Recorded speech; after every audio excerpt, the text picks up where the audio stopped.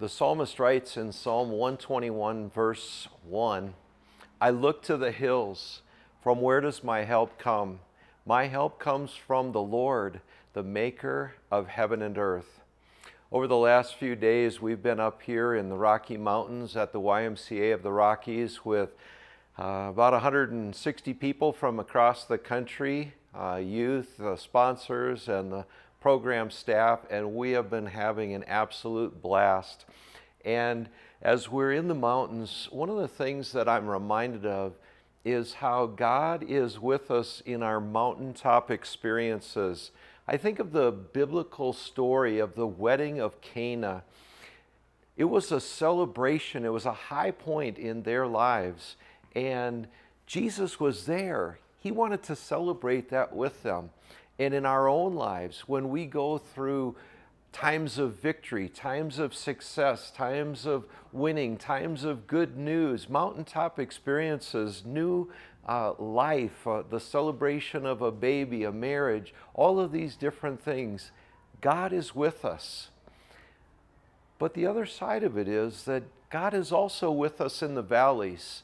Tomorrow, all of these kids are going to head for home. And they're going to face peer pressure. They're going to face the challenges of everyday life just like we do. And the truth is that God is with us in the valleys of our lives as well. In our own lives, when we experience loss, when we experience pain, when we experience frustration, when we're not quite sure where to turn, when we get discouraged, God is there with us as well.